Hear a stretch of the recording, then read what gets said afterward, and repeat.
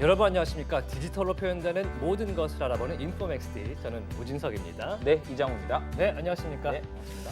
네, 비트코인이 1월 27일 기준으로 23,000달러 선을 회복을 했습니다. 실적 발표가 한창 진행 중인 미국 뉴욕 증시가 혼조세를 보이고 있는 가운데서도 이 비트코인은 좀 오르는 모양새를 보이고 있는데 네네.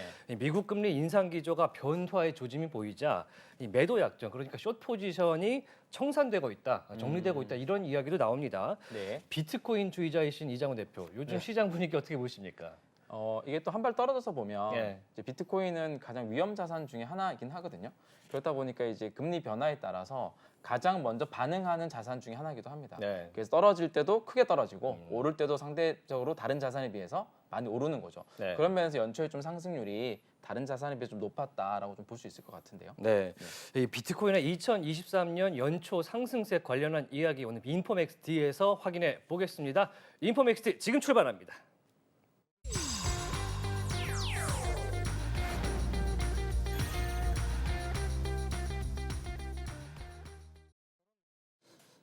네, 차고 넘치는 정보의 홍수 속에서 균형 잡힌 전문가의 인사이트 만나보겠습니다. 인포맥스 인사이트인데요. 자, 오늘 만나볼 분은요, 블록미디어의 최동혁 기자와 함께 하겠습니다. 안녕하세요. 네, 안녕하세요. 블록미디어 최동혁 기자입니다.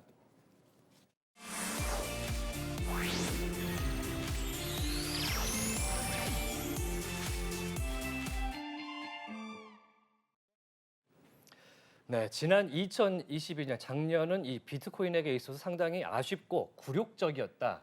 이런 한 해가 됐습니다. 해지 수단으로 각광을 받던 비트코인이 각종 사건 사고로 인해서 좀 무너진 모습을 보였었는데 사실 기존 자산 대비해서 가치 저장 수단으로서 상당히 각광을 많이 받았었는데 그 얘기도 유명무실했던 그런 시간대도 있었습니다. 그래서 이게 어떤 회복세에 있는지 이야기 나눠보도록 하겠습니다. 네, 비트코인 가격을 보면은 2023년 1월 26일 미국 기준입니다. 연초 대비해서 39%, 40% 가까이 급등을 했습니다. 이 가격의 흐름을 좀 짚어볼까요? 어떻게 해서 이렇게 많이 오를 수 있었을까요? 네, 올 한 해 비트코인은 최고의 퍼포먼스를 보인 투자 자산 중 예. 하나입니다. 특히 암호화폐 시장 전반적으로 정말 엄청난 상승세가 발생했는데요. 예. 특정 암호화폐들을 짚어드리자면 올 한 해 앱토스와 같은 코인, 페이스북, 메타의 전 개발진들이 합류해서 굉장히 많은 인기를 받은 코인이죠. 예. 네네. 앱토스 같은 경우에는 연초 대비해서 400%, 솔라나와 네. GMT 같이 아마 국내에서도 많이 들어보셨을 상장이 되어 있는 코인도 100% 이상 상승하기도 했는데요. 굉장히 올랐군요. 네, 그렇습니다. 시장에 대한 기대감이 어떻게 보면 이 암호화폐 시장, 위험 자산 시장에 조금 먼저 반영이 되고 있는 모습이 아닌가라는 생각이 듭니다. 네. 이 일반적으로 비트코인이 오를 때 뉴욕 증시와 약간 동조세를 보이면서 이제 회복하는 모습을 보일 때 같이 회복하고 이런 게 있었거든요. 그런데 최근에 미국 뉴욕 증시는 앞서 제가 말씀드린 대로 이제 실적 발표 시즌이다 보니까 왔다 갔다 심한데 오히려 비트코인은 조금 더 올랐어요. 좀 강세 요인이 있다면 뭐가 있을까요? 사실 지난 2년 동안에도 비트코인을 하나의 주식이라고 본다면 예. 그 펀더멘탈 데이터나 네트워크 데이터 같은 것들은 굉장히 개선이 많이 된 부분이 있었습니다. 네. 이러한 부분이 어떻게 보면 시장에서 조금 늦게 반영이 되는 부분이 있지 않을까라는 생각도 들고 예. 다음으로는 이제 이 시장 자체가 굉장히 높은 변동성을 가지고 있던 시장 아니었습니까? 예. 그런 부분에서 비트코인이 이제 먼저 우선적으로 상승세를 보이고 알트코인들이 따라서 상승을 하면서 시장의 총액이 지금 굉장히 빠른 속도로 늘어나고 있습니다. 네네. 저번 주에 발간된 골드만삭스 리포트에서도 이런 내용을 볼 수가 있었는데요. 예. 골드만삭스가 발표한 리포트 기준 비트코인은 주요 투자 자산 대부분의 퍼포먼스를 웃돌았습니다. 비트코인 다음으로 수익률이 높았던 것이 MSCI 이제 신흥국 지수가 제일 높은 투자 네네. 퍼포먼스를 보였는데요. 예. 저번 주 기준으로 이제 신흥국 지수가 8% 오를 때 비트코인은 이번 주는 39%, 저번 네. 주 기준으로는 27%에 달하는 성장률을 보였습니다. 이게 어쨌거나 이제 올 한 해라고 하지만 결국 1월 한 달간에 네, 되게 그렇습니다. 가파른 상승을 보이고 있다라는 거고 이게 작년에 어떻게 보면은 이제 비트코인도 하락하고 대부분 자산이 많이 하락을 했잖아요. 근데 이렇게 또 오를 때는 이 하락하는 와중에도 아까 말씀하셨던 펀드멘탈, 그러니까 우리가 주식으로 따지면은 주식 가격이 빠지더라도 그 회사의 매출과 이익이 증가하고 있으면 나중을 기대할 수 있잖아요. 네. 그래서 그 매출과 이익이 어떻게 나는지 재무제표들을 보곤 하는데 비트코인에서는 그런 것들 어떤 부분들을 좀 봐야 되는지 비트코인의 펀더멘탈로 하는 것들이 그게 어떤 양호했기 때문에 지금 어떤 또 상승세로 이어진 어떤 밑거름이 되지 않았을까 싶긴 하거든요. 아, 네, 그렇습니다. 네. 이게 사실 어떻게 보면 비트코인 맥시멀리스트, 비트코인의 근본적인 가치를 믿는 분들 중에서는 예. 이렇게 기술주와 비슷한 움직임에 대해서 안 좋게 생각하시는 분들도 있긴 아, 합니다. 그렇습니까? 네, 그렇습니다. 어. 왜냐하면 이것은 어떻게 보면 P2P 결제 시스템, 이 세상의 시스템을 만들기 위해서 만들어낸 자산이다. 네. 새로운 시스템인데 이게 시장에서는 대부분의 사람들은 이거를 그냥 기술주와 비슷하다라고 인식을 한다는 하나의 거죠. 종목으로. 네. 네, 그렇습니다. 예.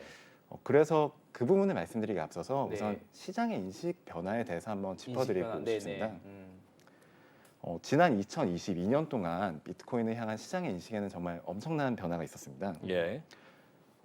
아마 지금 어떤 분들이 지나간 분들을 물어보고 이제 비트코인은 어떤 자산과 비슷한 성격을 가지고 있나요?라고 물어본다면 그렇죠. 아마 대부분은 기술주. 시장에 대한 공부를 좀 많이 하신 분들은 아마 미국 기술주 지수죠. 나스닥과 비슷하다라는 분들 말씀을 아마 굉장히 많이 하실 것 같습니다. 네, 그렇죠. 네, 네, 그렇죠. 네, 그래서 제가 지난 2022년에 비트코인과 나스닥의 상관관계 그래프를 한번 보여드리고 싶습니다. 예. 네, 지난 2022년 시장에 거치면서 대다수의 사람들이 비트코인 이렇게 암호화폐죠. 이거를 나스닥과 비슷하게 움직인다고 생각한 것은 예. 데이터에 기반한 사고였습니다. 음, 지금 보여드리는 그래프는 지난 2022년에 비트코인, 나스닥, 금 사이의 30일 상관관계 그래프인데요. 예. 파란색 영역은 비트코인과 나스닥 사이의 상관성, 아래 청록색 영역은 금과 비트코인 사이의 상관성을 의미합니다. 이게 지수가 높은 게 아니고 상관성의 정도를 나타내는 거죠. 네. 위에 있는 그래프는 비트코인의 예. 가격, 밑 가운데 있는 그래프는 나스닥과 비트코인의 상관성, 예. 그 마지막 그래프가 금과 비트코인 사이의 상관성입니다.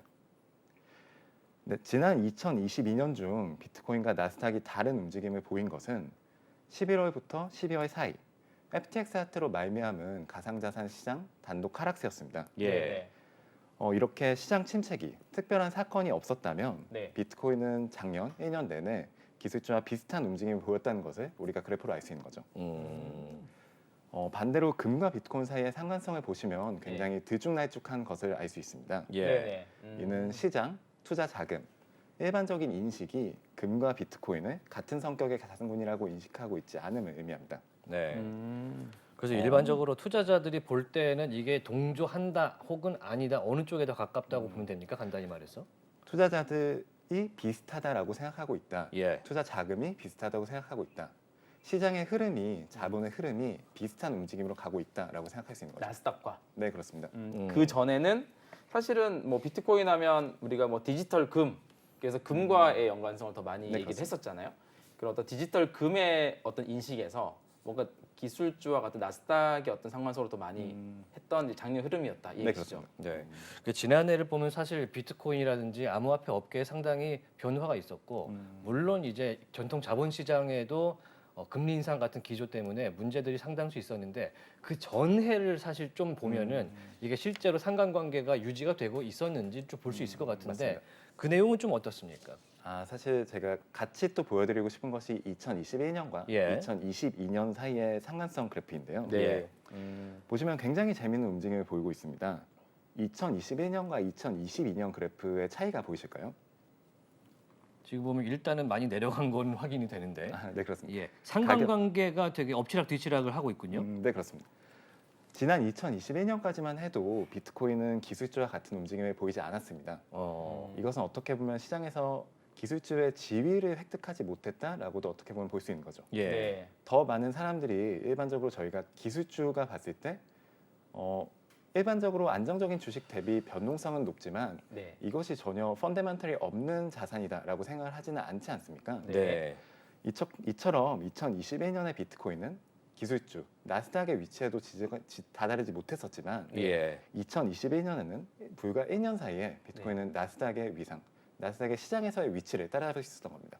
그 얘기는 2023년도 올해 같은 경우도 나스닥과 굉장히 상관관계가 높게 유지될 가능성이 높다 이렇게 음. 들리는데요, 맞나요? 근본적으로 보면은 저는 사실 비트코인은 금과 같은 자산에 더 가깝게 움직이는 것이 맞다고 생각을 하긴 합니다. 네네네.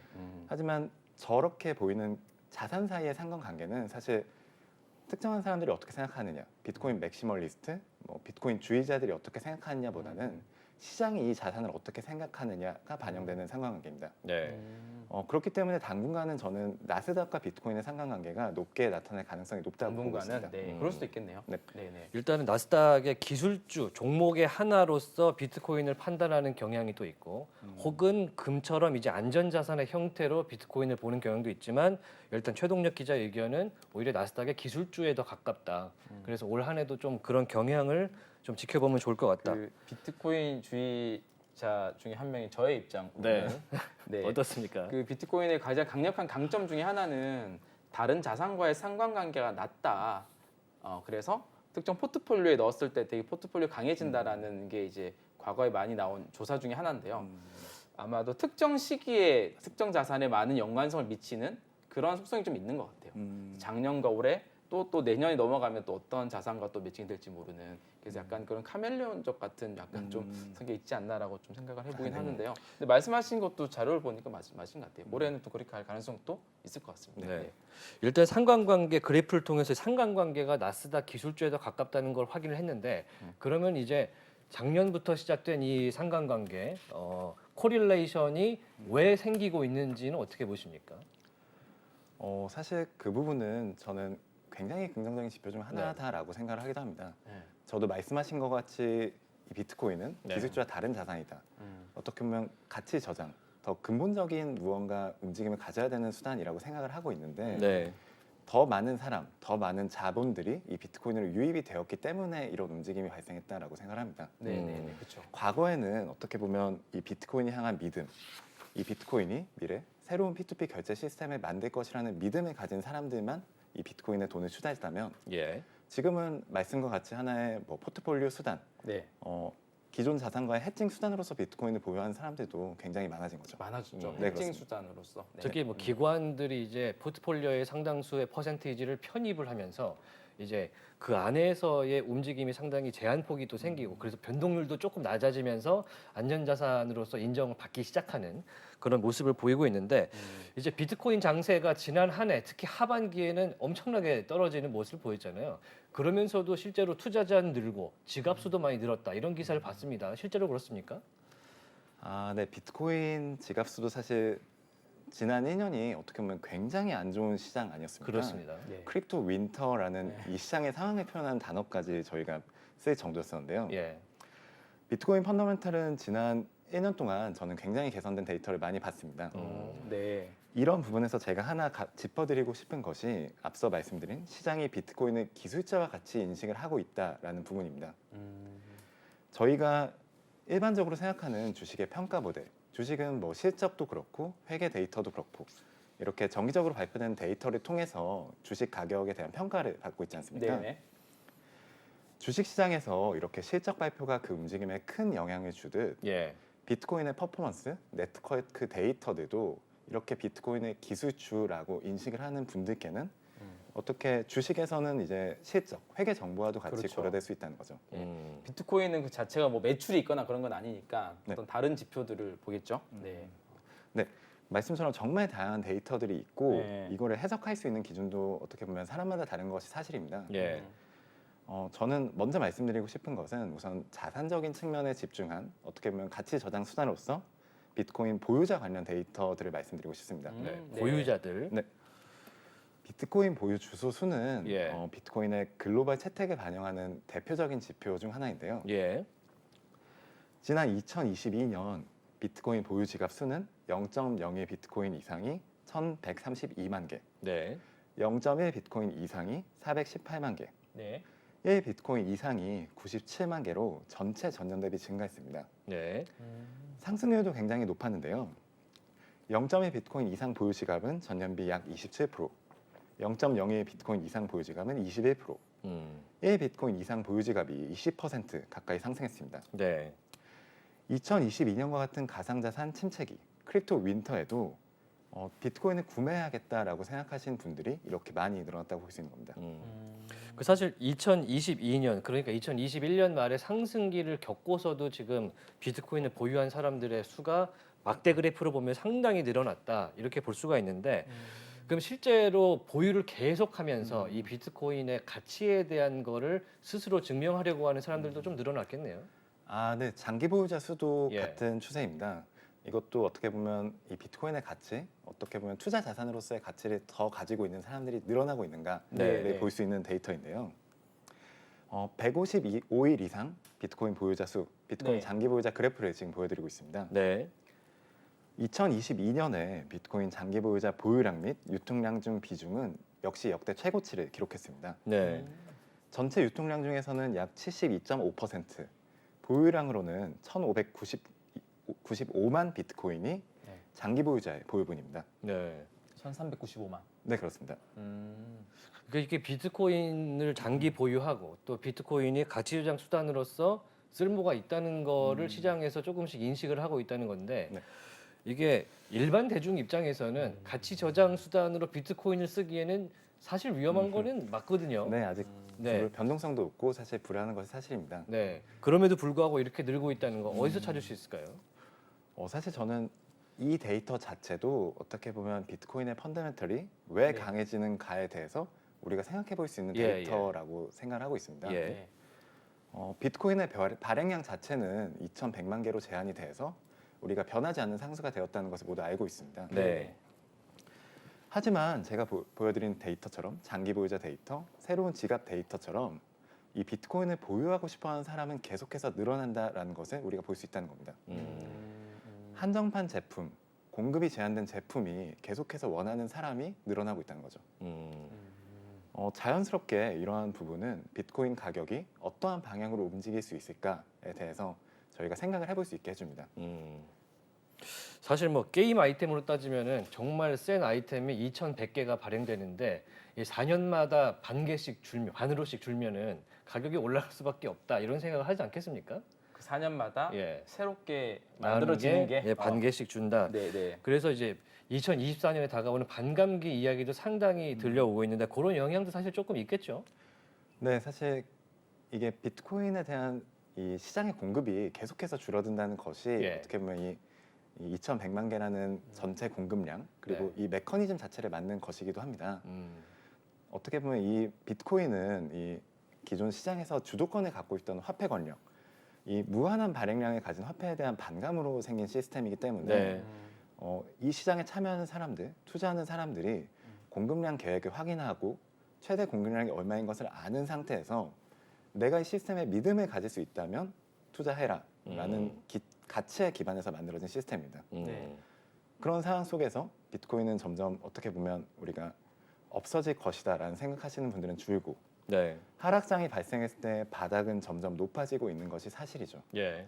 이러한 상황 속에서 미래 공급량은 계속해서 줄어가고 있는 겁니다. 음. 시장이 이 자산에 대한 믿음 그리고 미래 가치가 상대적으로 유지될 가능성이 있지 않을까. 과거에 비해서 네. 가치가 유지될 가능성이 높다라고 생각을 하게 되는 요인인 거죠. 저는 그 장기적인 가치에 대해서는 너무나 공감을 좀 하는 편이긴 한데요.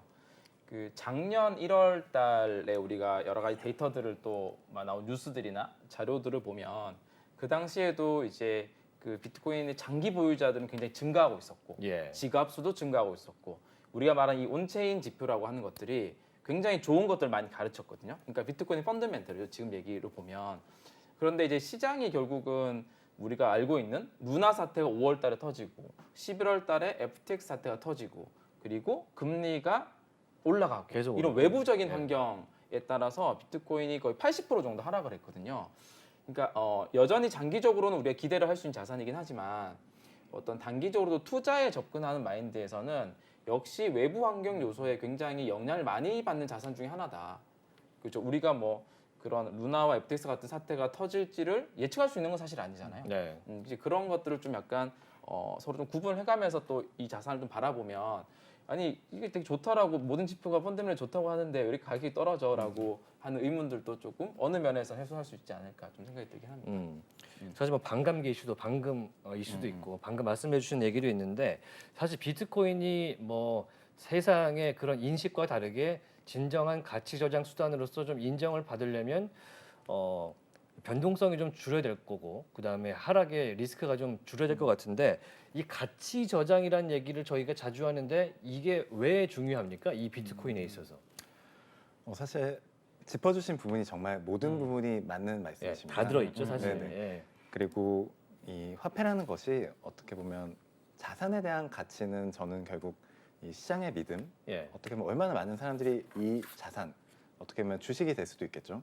얼마의 가치를 가지느냐에 대한 믿음에서 발생을 한다고 생각하는데요. 그런 부분에서 이제 비트코인이 얼마가 될 것이냐, 어디까지 갈 것이냐의 믿음은 비트코인이 미래 어떻게 활용될 수 있을 것이냐에 대한 믿음, 전망과도 연관을 뗄 수 없을 것이라고 생각합니다. 예. 비트코인은 근본적으로는 이제 어떻게 보면 화폐 시스템을 대체하기 위해서 나온 시스템입니다. 예. 네. 화폐는 지금 세 개의 수단으로 작용을 하고 있는데요. 네. 네.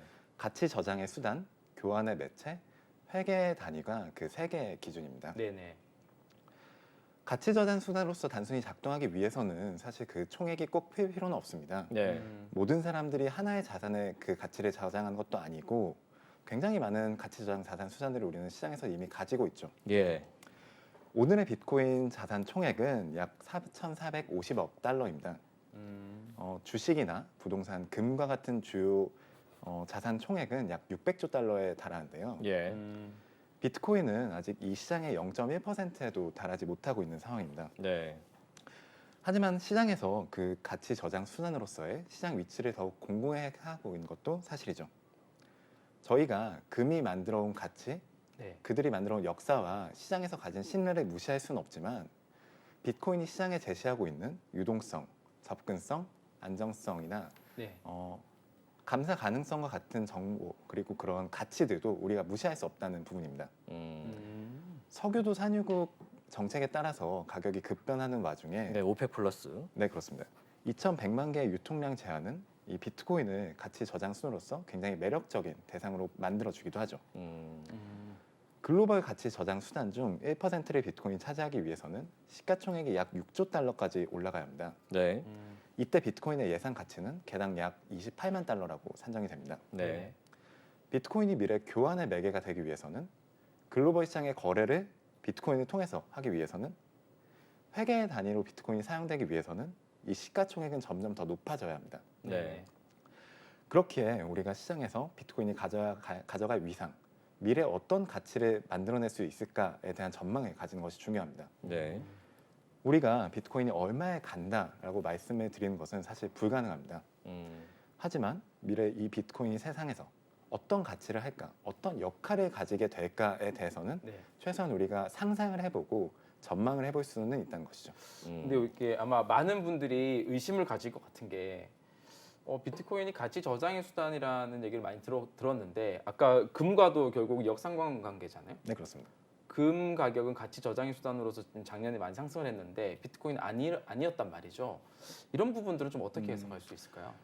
그래서 사실 제가 처음에 말씀드렸던 것이 가치는 믿음에 의해서 발생한다라고 믿음이다. 말씀드렸죠. 예.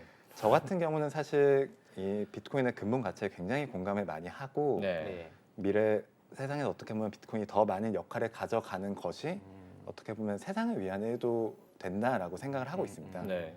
그렇기 때문에 현재 지금 시장에서 비트코인이 가지고 있는 믿음, 일반적인 더 많은 사람들이 가지고 있는 믿음보다 제가 가지고 있는 믿음으로 방향성이 더 나아갈 것이다라고 생각을 하고 있기 때문에 투자를 한 것이죠. 믿음에 근간하는데 그 믿는 사람들이 더 많아질 것이다. 네, 그렇습니다. 라는 것이죠. 근데 그 믿음은 어디서부터 나오는 거죠? 비트코인은? 저 개인적으로 질문이시겠죠? 예. 네네네. 저 같은 경우에는 사실 어떻게 보면 좀 반항적인 생각일 수도 있겠지만 이 화폐 시스템이나 이 국가가 발행하는 이 정책 구조가 조금 개인이 이거에 대응하기 조금 어려운 구조다라는 생각을 많이 했습니다. 네. 글로벌 시장으로 보자면 어떻게 보면 미국의 화폐 구조가 될 수도 있겠고 한국으로만 보더라도 최근에 이제 부동산 투자나 금리 사이의 상관관계 때문에 굉장히 많은 피해를 보시거나 아니면 네. 개인적인 이제 경제 계획이 무너지신 분들이 굉장히 많으시잖아요. 네. 이것이 어떻게 보면 피앗 머니, 법정 화폐에 기반을 한 경제 계획을 세웠기 때문에 저는 발생을 했다라고 생각합니다. 네. 비트코인은 하지만 그렇지 않죠. 이미 우리가 볼 수 있는 계획은 앞으로의 모든 계획이 발표되어 있고 네. 이 계획이 최소한 저는 유지된다는 믿음을 가지고 투자를 할 수 있는 겁니다.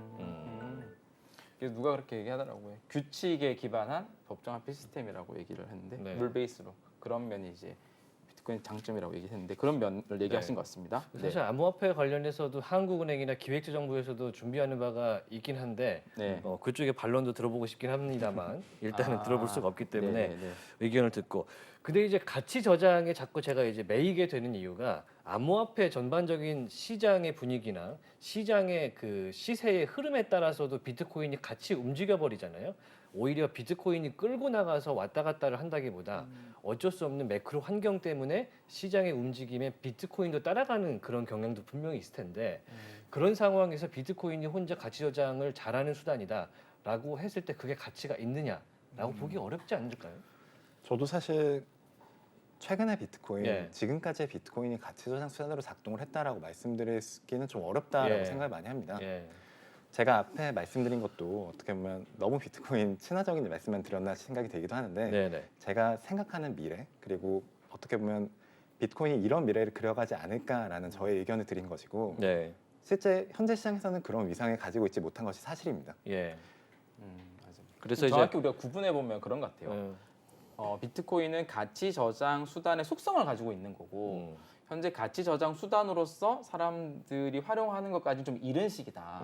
근데 그걸 활용하는 사람들은 아까 이제 이 자산을 믿는 개인들이나 기관들은 초기부터 왜냐하면 가치 저장 속성이 있으니까 활용하는 거고 약간 그런 약간 초기 단계이기 때문에 뭐 본격적으로 활용이 잘 안 되겠죠. 그러니까 작년에 우리가 대표적인 가치 저장 수단이라고 하는 뭐 금 그리고 부동산과 같이 이렇게 같이 움직인 게 아니라 반대로 움직인 것도 그런 영향이었지 않을까 싶네요. 네.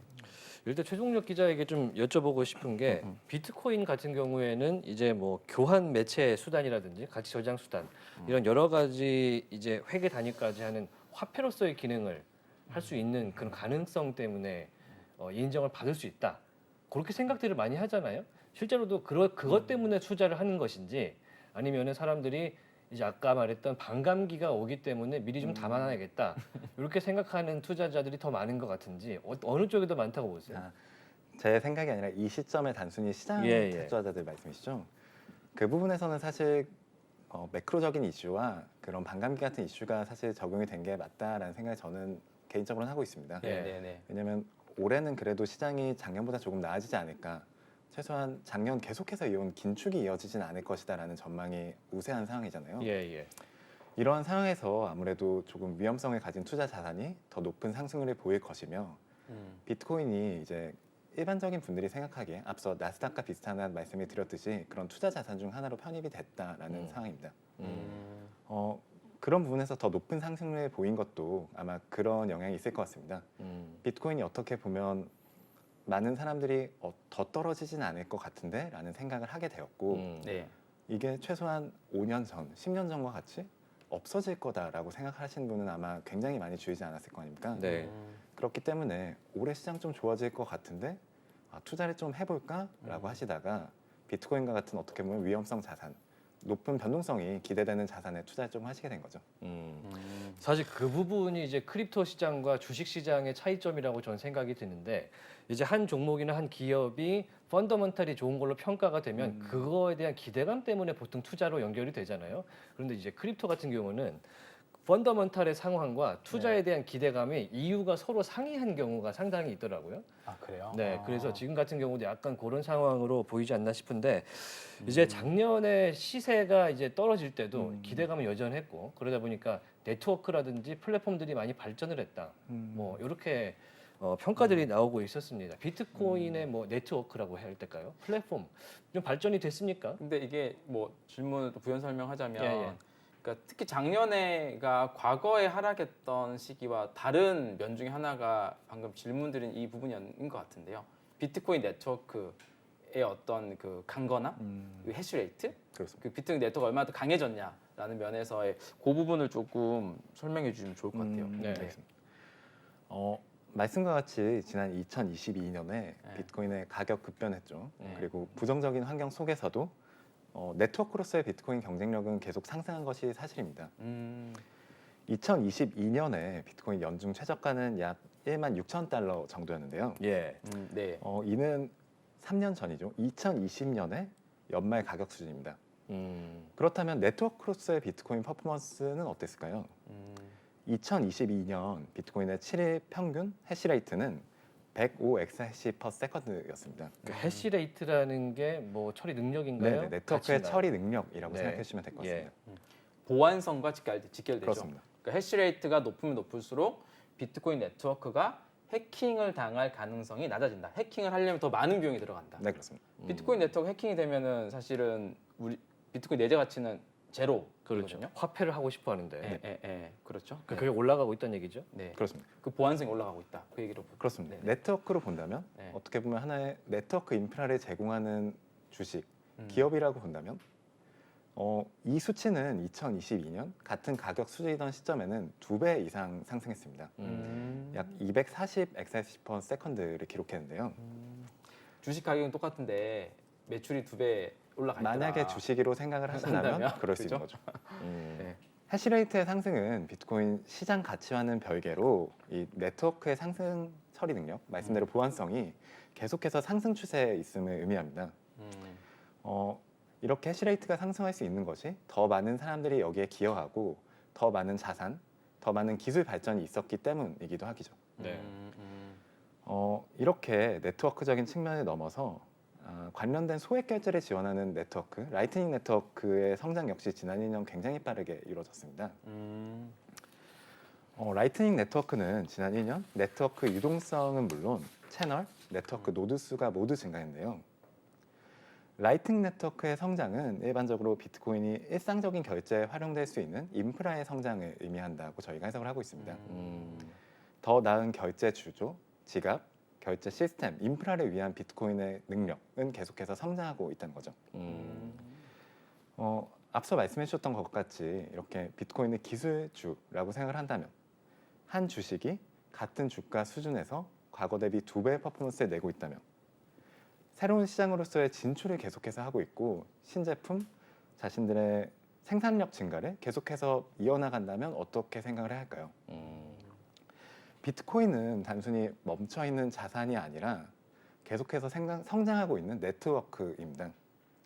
가격은 떨어졌지만 네트워크는 계속해서 성장하고 있고 작년의 하락장 속에서도 이것은 사실이었던 거죠. 과거의 가격 수준 대비 지금의 비트코인 네트워크는 계속해서 성장하고 더 성장한 상황입니다. 사실 비트코인이 이제 많은 사람들이 생각하기에 이제 돈처럼 생각하는 경향이 있고 간단히 말해서 그리고 주고받는 거에 되게 최적화되어 있다고 생각하는데 앞서 말씀 주신 라이트닝 네트워크가 이제 플랫폼으로서 좀 써보자 하는 목적에서 좀 빠르게 할 수 있는 그런 뭐 이런 플랫폼 도움 플랫폼이잖아요. 네, 그렇습니다. 네. 비트코인이 사실 초기 단계에서 개발될 때 이제 처리 속도와 같은 부분에서 조금 한계가 있었던 것도 사실입니다. 예.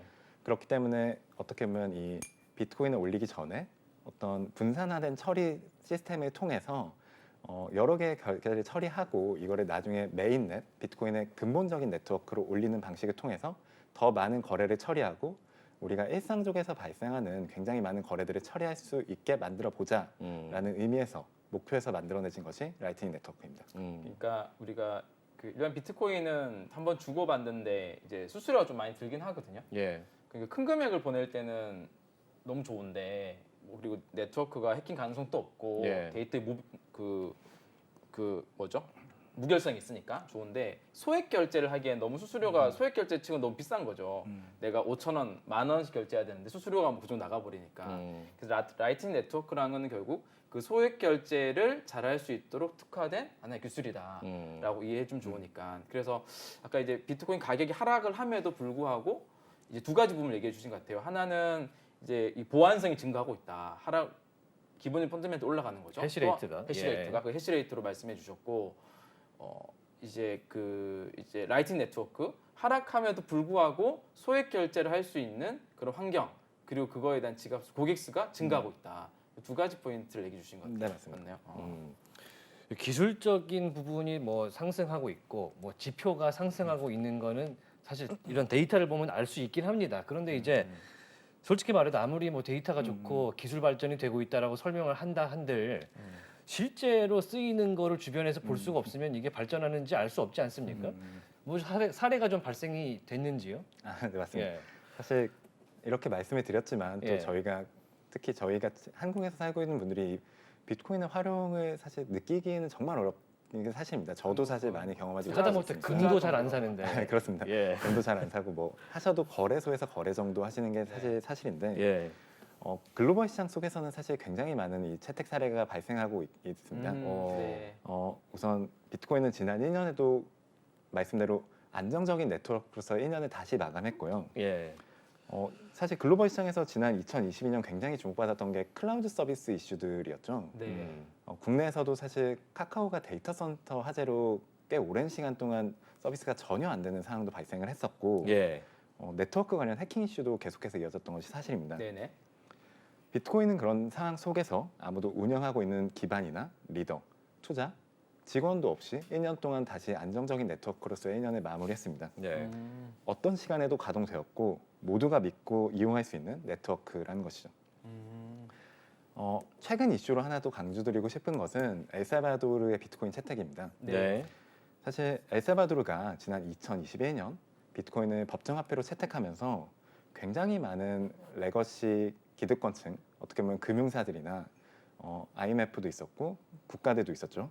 굉장히 많은 경제를 받았던 것도 사실입니다. 네. 지금 그리고 비트코인이 하락장 중에 있었기 때문에 지금 투자분이 또 손실 상태인 것도 사실인데요. 예. 엘살바도르는 최근 우려되던 8억 달러 규모 그 채권을 안정적으로 산행하는 데 성공했습니다. 네. 기존 미디어들에서 비트코인 투자로 엘살바도르의 재정 상황이 악화됐고 이로 인해서 파산할 것이다라는 조롱이 전망을 많았죠. 네. 손실 네네. 봤으니까. 이러한 네. 전망을 대놓고 이제 비껴간 것이죠. 네. 엘살바도르 관련 암호화폐 채택에 대해서 이제 미국 경제조사국의 데이터에 따르면 작년 엘살바도르의 치보 지갑, 암호화폐 지갑입니다. 예. 설치율은 국민 중 20%를 기록했습니다. 네. 한국에서 따지자면 약 1,000만 명이 다운로드를 한 앱이라고 생각할 수 있는 건데요. 네. 물론 그 과정에서 굉장히 이제 암호화폐 지원이나 지원금 정책을 썼기 때문에 그런 부분을 무시할 수 없겠지만 네. 이들이 이런 암호화폐를 사용할 수 있는 인프라는 계속해서 성장을 하고 있다는 부분입니다. 예. 사실 엘살바도르 가보진 않았어서 네. 얼마나 그 국가에서 비트코인이 이게 좋게 평가받고 있는지는 간접적으로밖에 확인할 수밖에 없는데 네. 그 구글 트렌드 지수에 이제 조회를 해보면 글로벌에서 이제 비트코인에 대해서 가장 관심도가 높은 국가 1위가 엘살바도르, 그리고 2위가 나이지리아예요. 국가에서 이제 그 키워드가 가장 관심 높은 거죠. 네. 그래서 그런 면에서 볼 때 확실히 뭔가 뭐 법정화폐 채택도 있고 그런 이제 좀 분위기들이 그 안에서 많이 만들어지지 않나라고 좀 간접적으로 유추해 볼 수 있긴 하네요. 근데 사실 이제 근데 개인적으로는 생각을 했을 때 국가적인 위기가 조금 있었거나 아니면은 경제적인 그런 불안감이 있는 개발도상 국가라든지 그럼요. 저개발 국가에서 상당히 많이 도입을 하고 있는데 우리가 생각하는 뭐 이른바 G20 국가 같은 곳에서 비트코인을 좀 쓰자라는 움직임 이런 거는 사실 없기 때문에 주요 화폐라든지 가치 수단으로 인정받지 못하는 게 아닌가 이런 생각이 드는데 유명한 국가에서 쓰자 이런 움직임은 아직 없는 거죠. 네, 아직 유명한 국가에서 쓰자는 움직임은 예. 없다고 저도 알고 있고 예. 이런 부분에서 제가 다시 한번 말씀드리고 싶은 것이 앞서 말씀드렸던 우리는 비트코인이 어디까지 갈 수 있을 것인가라고 생각을 하는지입니다. 예. 말씀과 같이 비트코인이 미국의 법정화폐가 될 것인가, 대한민국의 법정화폐가 될 것인가에 대해서는 저도 사실 의문을 가지고 있고 그 실현 가능성에 대해서는 사실 굉장히 많은 분들이 이거는 되게 어렵지라고 생각을 하실 겁니다. 예. 하지만 우리가 굉장히 많은 개도국, 지금 지능국에서 예. 비트코인을 법정화폐로 쓰는 것이 그들의 자신만의 화폐를 쓰는 것 대비 이득이 있을 것인가? 그들의 국민을 위해서 더 안정적인 화폐 시스템, 더 글로벌 이용자들과 국민들이 커뮤니케이션 할 수 있는 시스템을 만든 것은 무엇일까? 라고 생각을 해본다면 저는 이런 부분에서는 분명히 비트코인이 가진 가치가 있다고 생각을 하고 있습니다. 그렇다면 그런 시장에서의 화폐를 비트코인이 대체한다면 가치는 어떻게 돼야 할까요?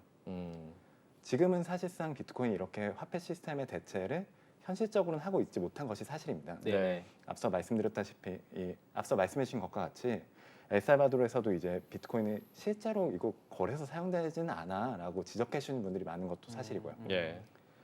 하지만 우리는 이런 가능성을 엘살바도르에서 보고 있다는 것이 저는 중요하다고 생각합니다. 네. 말씀 주신 것과 같이 굉장히 많은 사람들이 엘살바도르에서는 비트코인에 대해서 관심을 가지고 있으며 그들은 이미 얼마든지 쉽게 내가 구매할 수 있는 시스템이 갖춰졌고 나중에 상승장이 와서 비트코인의 가치가 계속해서 올라갈 것이라는 믿음까지 발생한다면 그들 자체 화폐들이 훨씬 더 매력을 가지고 있는 변동성이 오히려 높다고 하지만 그들의 화폐보다는 낮은 비트코인이 충분히 가치를 가질 수 있다는 거죠. 우리가 말한 G20 국가에서 사실 비트코인의 자산을 법정화폐로 도입하는 거는 정말 아주 먼 얘기가 아닐까요? 그러니까 현실적으로는 어려운 얘기인 것 현실적으로는 같고요. 그 전 단계로 이제 금융 자산으로 이 자산을 받아들이기 위해서 여러 가지 제도적인 정비들을 하고 있는 단계가 지금 수준인 것 같아요. 그리고 많은 경제 영향을 미치니까 법정화폐 도입한다는 거는 그러니까 저개발 국가나 뭐 엘살바도르 같은 경우도 사실 뭐 다른 대안이 없었기 때문에 이 대안을 택해야 하지 않았나 싶어요. 최후의 대안인 하나로. 그 원래 자체 통화가 있다가 자체 통화의 이제 가치가 폭락을 하기 때문에 예. 뭐 달러를 썼다가 달러는 자국의 통화 정책이 또 안 되니까 이런 부분에서 이제 또 하나의 대안으로 쓴 게 좀 있어서 그리고 또 한편으로 저는 뭐 비트코인 자체가 법정 통화로 여러 개 국가에 있는 자체가 이 비트코인 가치를 더 오르고 내리고 하진 않을 것 같아요. 금융 자산으로만 쓰여도 담보 자산으로만 쓰여도 충분히 그 역할을 하지 않나라고 싶긴 한데요. 또 지켜봐야 되지 않겠습니까? 뭐 짐바브웨 같이 뭐 예를 들어서 사과 하나를 사는데 3천만 짐바브웨 달러를 내야 되는 이런 하이퍼 인플레이션 국가에서는 비트코인과 같은 암호화폐를 스테이블 코인화 해갖고 이런 것들로 이제 통용되는 화폐 가치 수단으로 쓸 수는 있지 않을까 그리고 이렇게 맞아요. 생각을 좀 해보는데 근데 중요한 거는 사실 화폐로서의 수단도 수단인데 그 화폐를 쓸 수 있느냐 이제 결제가 얼마나 되고 있느냐 결제 시스템이 준비가 되어 있느냐 요것도 좀 사실 중요도가 될 것 같거든요.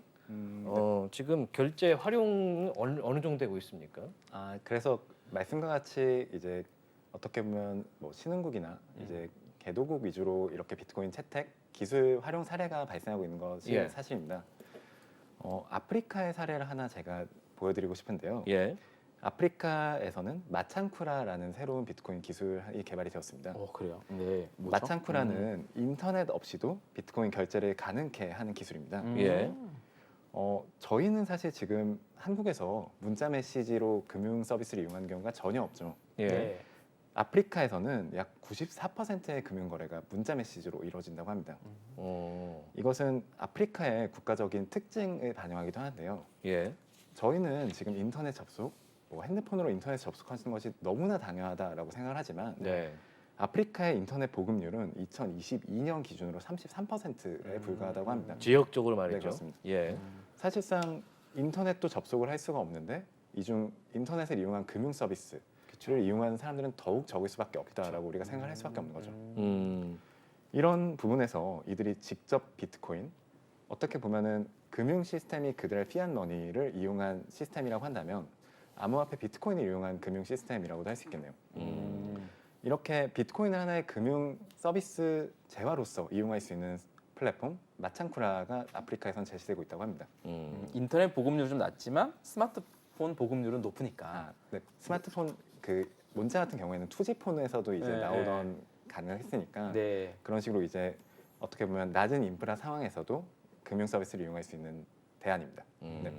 확실히 이제 송금 결제에 이제 그 매개체로도 쓸 수가 있고 그게 활용도가 많이 늘어나고 있다. 비트코인이 그 얘기가 지금 나오고 있는데 사실 오늘 저희 방송에서 비트코인에 대한 긍정 목소리를 굉장히 많이 말씀드리고 있지만 경계를 하는 시점은 분명한 것 같습니다. 워낙에 지금 연초 대비해서 많은 퍼센티지가 올랐기 때문에 그러면은 현 시장 흐름을 볼 때 뭐 오늘 미국에서 SEC가 이제 현물 ETF 승인 거부도 했고 사실 좀 장벽들이 아직도 있긴 합니다.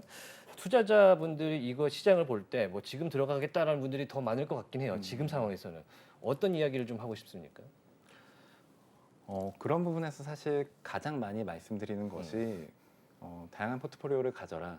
하나의 자산에 투자할 때 단기적으로 하지 말아라라는 말씀을 제일 많이 드리는 것 같습니다. 예.